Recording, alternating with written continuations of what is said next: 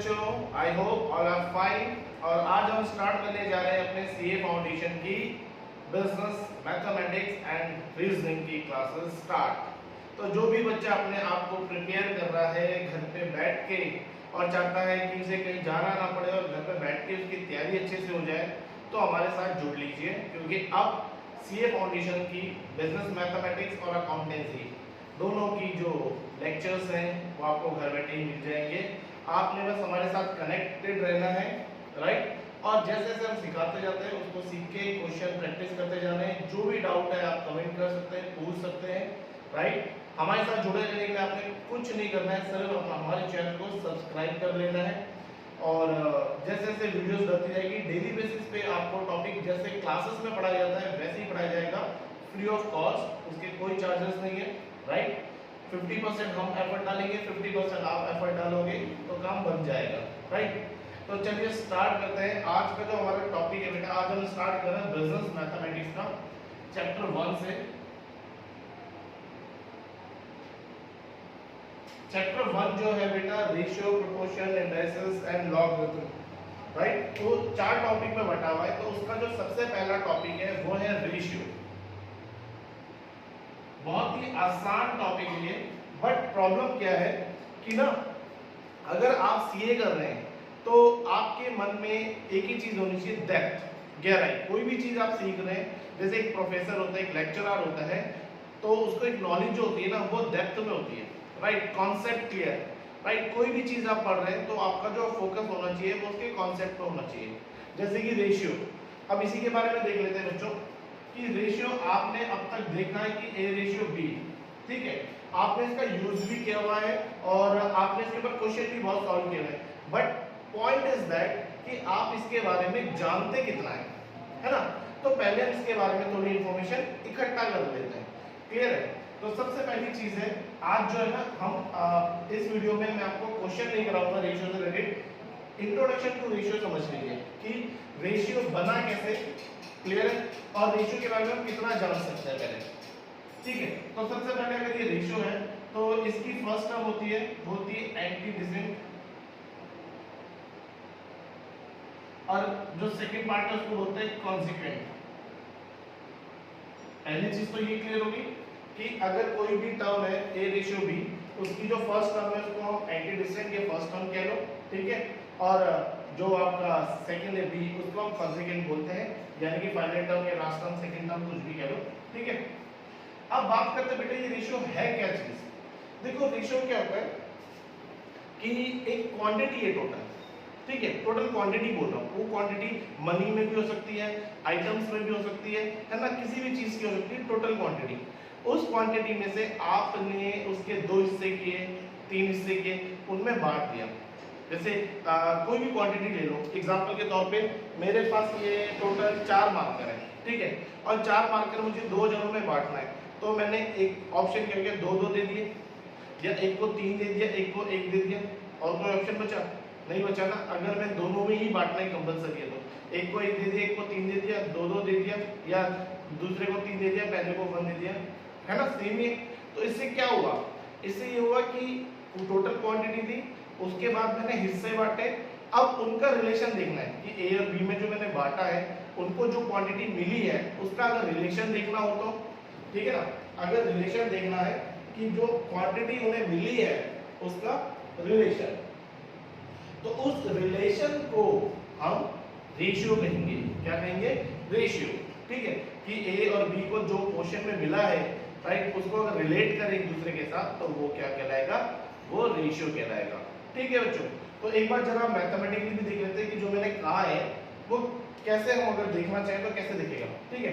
तो इसको जरा एक सेकेंड मैं मार्कर रख देता हूँ।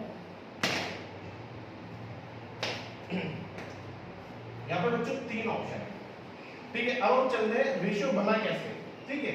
रेशियो बना कैसे, इसका आगे तो यूज करना है, बट रेशियो बना कैसे उसको देख लेते हैं।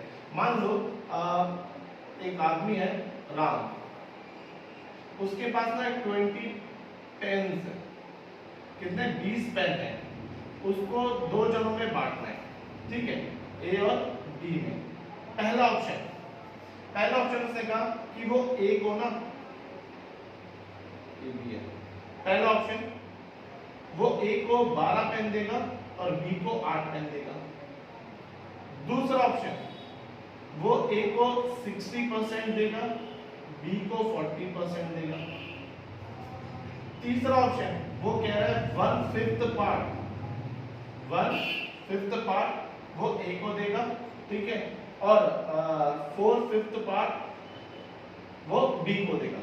तो देखो क्या था, 20 पेन्स टोटल क्वांटिटी थी, राइट। उसमें से क्या हुआ, उसमें से ऑप्शन कितने बांटने के, चाहे 2 में बांटो या 2 से ज्यादा में बांटो, डायरेक्ट क्वांटिटी परसेंटेज में और किसमें, फ्रैक्शन में कह लो कि भाई ये पोर्शन हो गया कि 1/5 पार्ट या 4/5 पार्ट या 2/3 पार्ट, है ना। इस 3 ऑप्शन में उसने 20 पेन्स को 2 जनों में बांट दिया, यानी कि बांट सकता है वो, ये समझ लीजिए, है ना। ये बात क्लियर हो गई। अब क्या हुआ कि हमें एक्चुअली देखना होता है कि हमें ए और बी को मिला क्या क्वांटिटी। तो यहाँ पे तो सीधा सीधा पता है कि 12:8 में बट गया। अब यहाँ पे क्वांटिटी नहीं है तो हम पहले क्वांटिटी निकालेंगे। हम क्या करेंगे, क्वांटिटी निकालेंगे। तो 60% किसका, 20 का। तो आई होप आपको आता है निकालना, नहीं निकाल देता हूँ। 60% ऑफ 20 यानी कि 60/100 इंटू 20, 12, ठीक है। 40% 40/100 इंटू 20 यानी कि 8। तो यानी कि यहाँ पे भी 12 और 8 क्वांटिटी हो गया। तो मैं रेशियो लिखना चाहूँ तो 12:8। यहाँ की बात करते हैं 1/5 कैसे निकालेंगे, 1/5 इंटू 20, 4/5 इंटू 20, 4 और 16, यानी कि अब इस केस के अकॉर्डिंग देखें तो ए को 4 पेन और बी को 16 पेन, है ना। तो हमारा काम क्या होता है कि बेसिकली रेशियो से पहले क्या था, हिस्सा, पोर्शन। टोटल क्वांटिटी थी 20 में से चाहे वो 2 लोग हो चाहे वो 3 लोग हो, किसके हिस्से में कितना आ रहा है, जो अमाउंट आएगा उनको उनका रिलेशन, उनको एक रिलेशन में लिखना या सिंपलेस्ट फॉर्म में लिखना ही रेशियो कहलाता है। अब क्वेश्चन ये उठता है, देखो ये तो पता चल गया कि भाई रेशियो से पहले क्या था, क्वेश्चन था, हिस्सा था, हिस्से से हम रेशियो पे आए हैं, ठीक है। बट वो आते कैसे हैं रेशियो पे, ये समझ लेते हैं कि रेशियो पे आएंगे कैसे, ठीक है ना। क्वेश्चन से भाई यहाँ पे 12:8 सीधा सीधा कह दिया, अमाउंट सीधा सीधा क्लियर था, है ना। तो इन तीनों केस में हमने क्या किया, हमने अमाउंट निकाल दिया कि ए और बी को मिलने वाला अमाउंट क्या है ना।